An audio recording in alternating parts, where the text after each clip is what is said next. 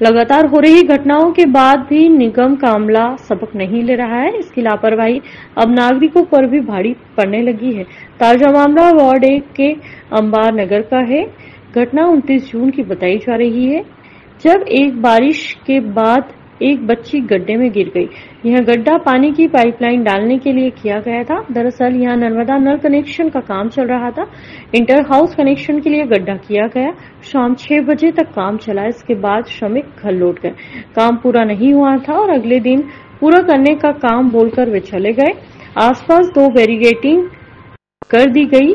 उसी समय तेज बारिश हुई। करीब 2 घंटे बाद यह घटना हुई। शुक्र है कि बच्ची को गंभीर चोट नहीं आई है और भगवान का शुक्र है कि बच्ची सकुशल बाहर आ गई। और लेकिन ये हमारे लिए गंभीर घटना है।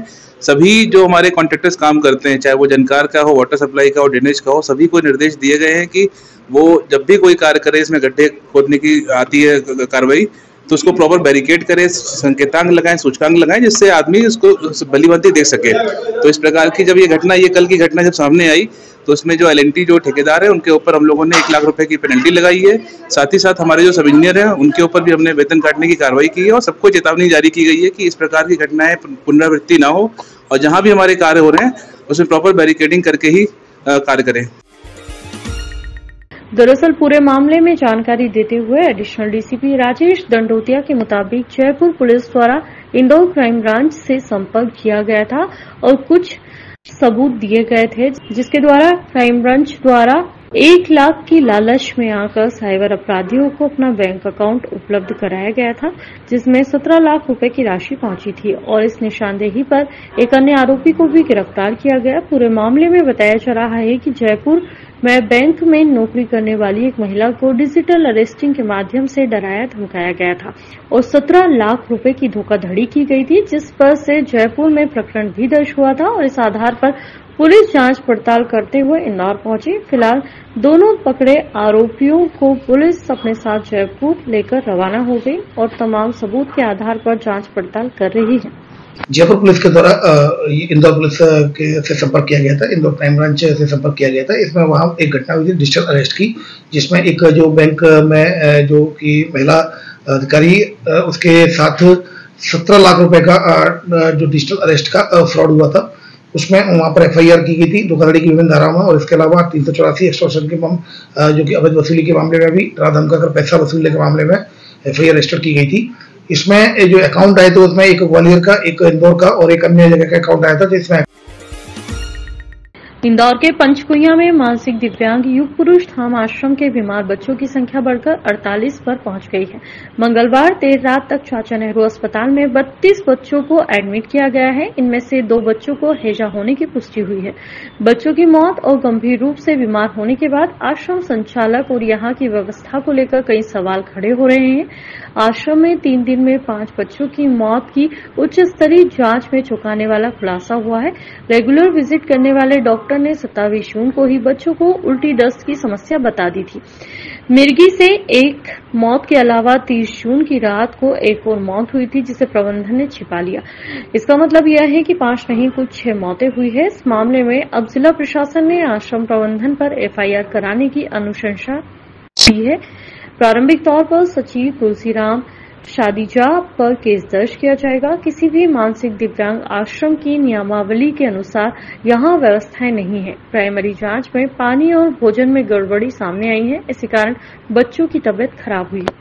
सामने आ रही थी आश्रम के द्वारा छुपाया गया है। देखिए, युग पुरुष धाम में जो संक्रमण हुआ था उस संबंध में कुछ उच्च स्तरीय जांच कमेटी बनाई गई थी। उनकी रिपोर्ट उन्होंने कल दी है और उसमें निश्चित रूप से ये आया है कि मौत जो है वो छुपाई गई है और इसके अलावा समय पर हमको सूचना प्रदान उनके द्वारा नहीं करी गई है।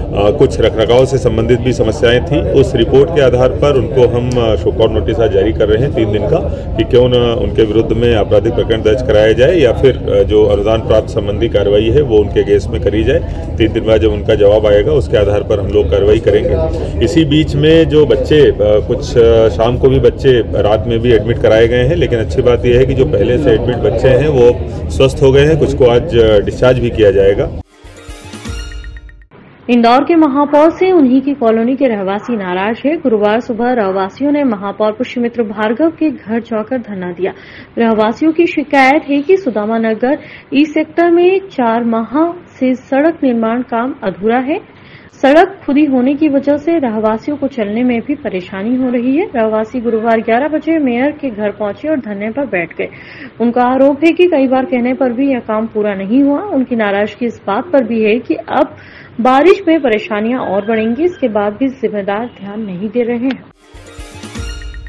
हजारों ऑटो रिक्शा चालकों की एक आवाज एक मंच भगवा ऑटो रिक्शा चालक संघ द्वारा प्रदेश के तमाम जनहित ऐसे कार्यक्रमों में अपनी भागीदारी हमेशा से सुनिश्चित करता आया है और इसी के तहत कैबिनेट मंत्री कैलाश विजयवर्गीय द्वारा हरियाली अभियान की शुरुआत की गई। इस अभियान में 51 लाख पेड़ और इंदौर शहर और ग्रामीण क्षेत्रों में लगाया जाना है और इसी अभियान के तहत भगवा ऑटो रिक्शा चालक संघ के अध्यक्ष वीरेंद्र त्रिपाठी द्वारा बताया गया कि माननीय श्री कैलाश विजयवर्गीय के सानिध्य में एक पेड़ मां के नाम अभियान की शुरुआत की गई और इसी के तहत आने वाली पीढ़ी को हम भले ही कुछ दे ना दे लेकिन इसे शुद्ध हवा जलवायु जरूर देकर जाएं।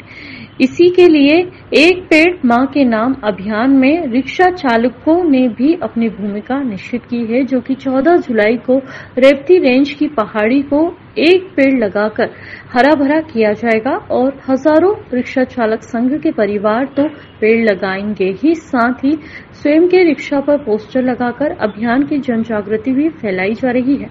इस दौरान कार्यक्रम में अनिल कुमार साहू, ओम प्रकाश मौर्य, मदन शर्मा, फिरोज खान, दिनेश क्षीरसागर, लाल सिंह की, पन्नालाल, जुनैद, रामकिशन प्रजापति सहित हजारों की संख्या में भगवा ऑटो रिक्शा चालक संघ से जुड़े हुए रिक्शा चालकों ने भी एक आवाज में शपथ लेकर एक पेड़ मां के नाम अभियान में अपनी आहुति देने की जिम्मेदारी ली है। 51 लाख वृक्षारोपण अभियान के प्रत्येक रिक्शाओं पर हम लोग लगा रहे हैं, जिसकी शुरुआत आज हमने कर दी है। इससे प्रचार प्रसार होगा, आम जनता तक भी ये जानकारी जाएगी और मैं समस्त इंदौर वासियों से भी अपील करना चाहता हूं कि आप लोग उस दिन ज्यादा से ज्यादा संख्या में पौधे लगाएं, पेड़ लगाएं, क्योंकि पौधे लगाना यानी एक इंसान को जिंदगी देने के बराबर होता है, क्योंकि पौधे ऑक्सीजन छोड़ते हैं और वो ऑक्सीजन हम लोग ग्रहण करते हैं और जो हम कार्बन डाइऑक्साइड छोड़ते हैं वो पौधे ग्रहण करते हैं। तो इंसान को अगर जीवित रहना है तो पौधे, पेड़, वृक्ष होना बहुत जरूरी है।